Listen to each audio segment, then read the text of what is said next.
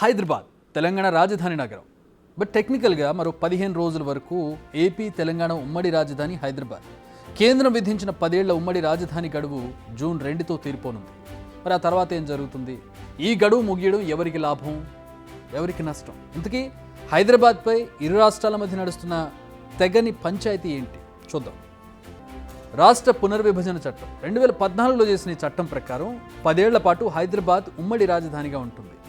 అప్పటి వరకు అటు ఏపీ ఇటు తెలంగాణకు హైదరాబాద్పై సమాన హక్కులుంటాయి. అట్ ది సేమ్ టైం ఆస్తులను కూడా ఇరు రాష్ట్రాలకు సమానంగా పంచాలి. అయితే చంద్రబాబు సీఎంగా ఉన్న సమయంలో ఆయన అమరావతికి షిఫ్ట్ అయిపోయారు.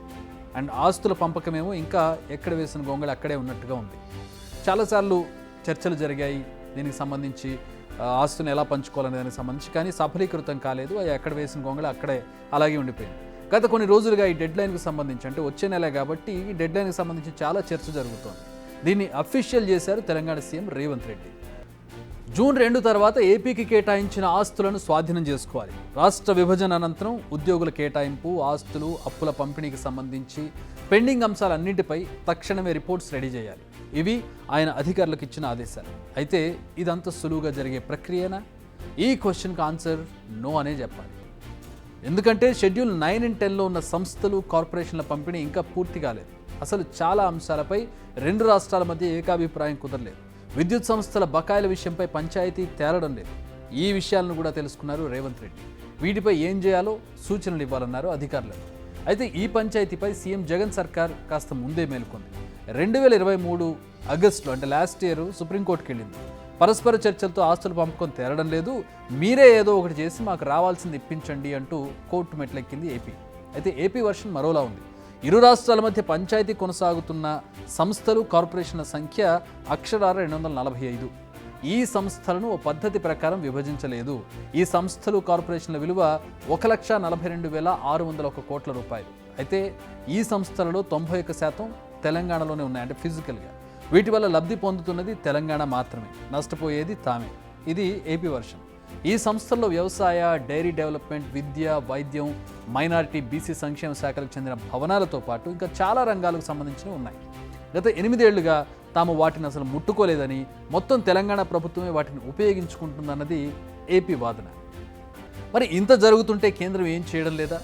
ఎస్, చేసింది. యూనియన్ హోమ్ మినిస్ట్రీ ఒక కమిటీని ఏర్పాటు చేసింది. కేంద్ర హోమ్ సెక్రటరీ ఆ కమిటీకి చైర్మన్.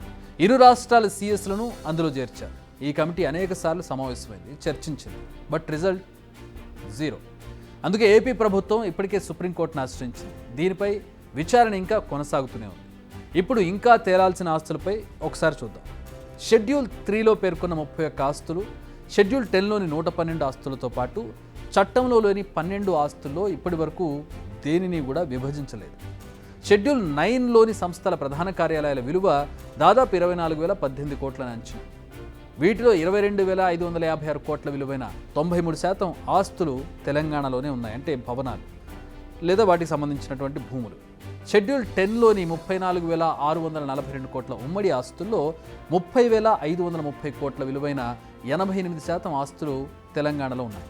అయితే అందులో ఆశ్చర్యపోవాల్సిన అవసరం ఏం లేదు. ఎందుకంటే హైదరాబాద్ అనేది స్టేట్ను డివైడ్ చేయకముందు కూడా రాజధానిగా ఉంది. అందుకే ఆస్తులన్నీ ఇక్కడే ఉన్నాయి.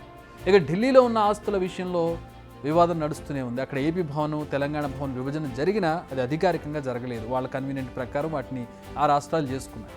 ఇప్పుడు రేవంత్ వీటన్నిటిపై ఫోకస్ చేశారు. జూన్ 2న సీఎం రేవంత్ ఆదేశాలతో వీటిని స్వాధీనం చేసుకోవడం పక్కాగా కనపడుతోంది. నిజం చెప్పాలంటే ఇవన్నీ దాదాపుగా తెలంగాణ హ్యాండ్ ఓవర్లోనే ఉన్నాయి. అయితే ఆస్తులు, అప్పుల లెక్కలను తేల్చడమే ఇప్పుడు అతిపెద్ద టాస్క్. మరి రేవంత్ ఓ మాట చెప్పారంటే చేస్తారన్న పేరుంది. కాబట్టి ఈ 15 రోజుల్లో నివేదికలు సిద్ధం చేస్తారు అధికారులు.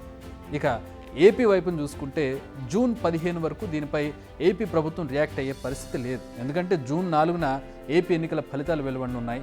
ఆ తర్వాత ఏ పార్టీ అధికారంలో ఉంటే దానికి తగ్గట్టుగా ఈ అంశంపై రియాక్షన్ ఉండనుంది. అంటే వైసీపీ ఒక తీరులో స్పందించవచ్చు, టీడీపీ ప్రభుత్వం ఏర్పడితే మరొక రకంగా స్పందించవచ్చు. సో రెండు పార్టీలకి 2 రకాల పర్సెప్షన్స్ ఉంటాయి, 2 రకాల దృక్పథాలు ఉంటాయి. వాటిని బట్టి వాటి మీద రెస్పాండ్ అయ్యే అవకాశం ఉంటుంది. కాబట్టి ఇక్కడ ఇనిషియేషన్ స్టార్ట్ అయినా అక్కడి నుంచి ఏ రకమైన రెస్పాన్స్ వస్తుంది, ఎంత త్వరగా వస్తుంది అనేది కూడా పూర్తి రిజల్ట్ మీద ఆధారపడి ఉంటుంది.